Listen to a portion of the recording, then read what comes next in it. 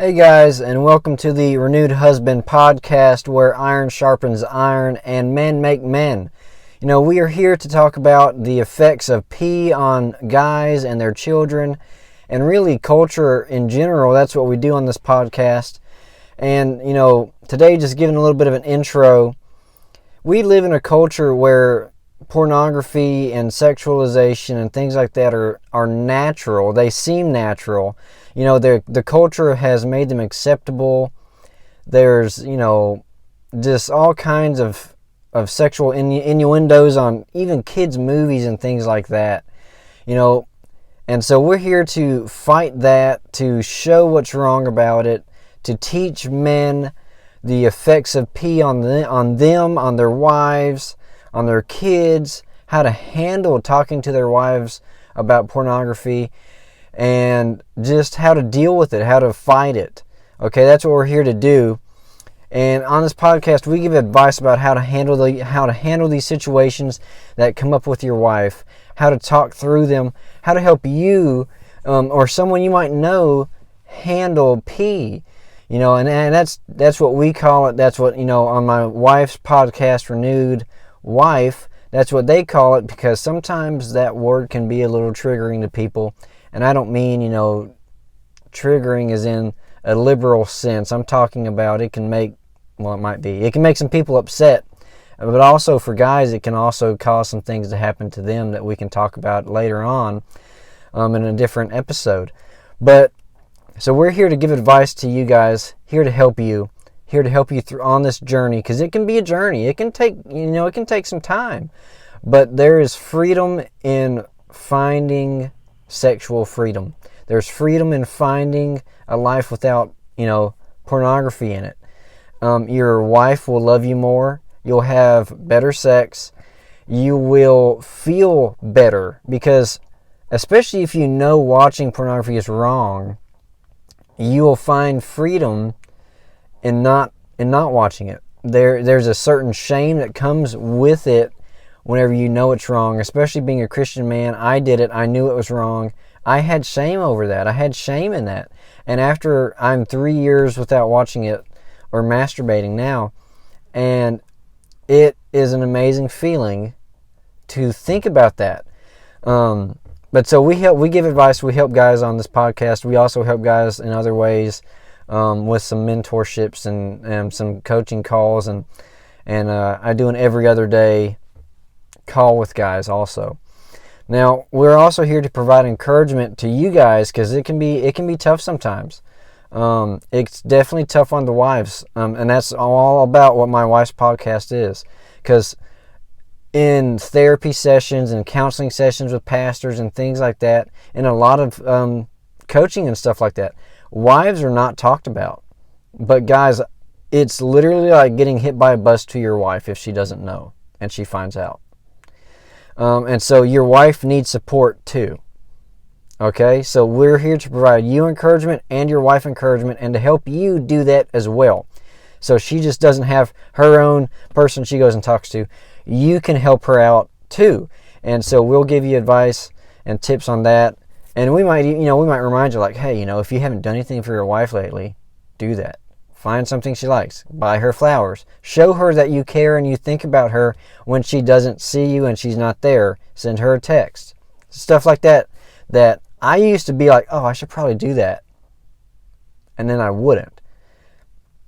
And then later on it comes up. Okay, so you have those thoughts, you want to do it. Well, we will also give you prompts and things like that to help you out with that. All right. So we're also going to give you talking points to have with your kids around this, to help them not get started with pornography, to help them if they have already started pornography.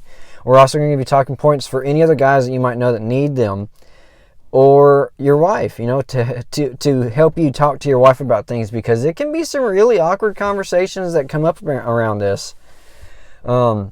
Okay, so we're here to help you. We're here to help you through this walk, and to have less trouble with it than I had.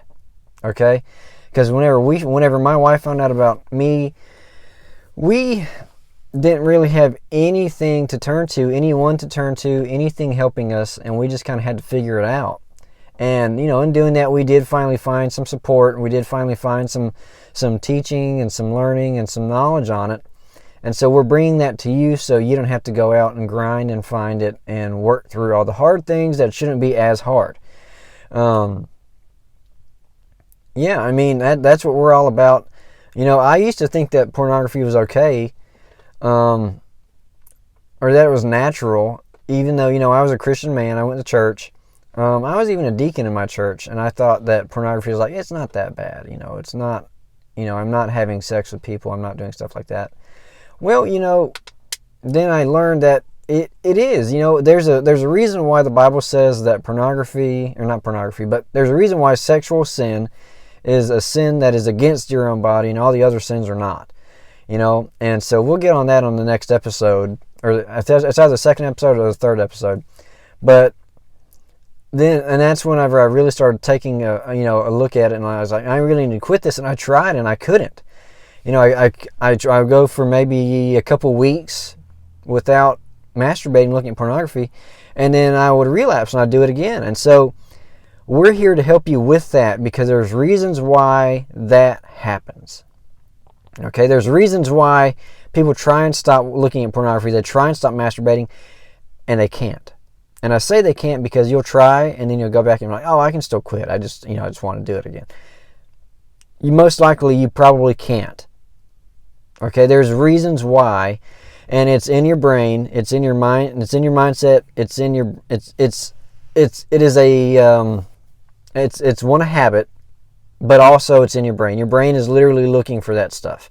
Okay, and so that's what we're going to be talking about, and how to help that, how to fix it.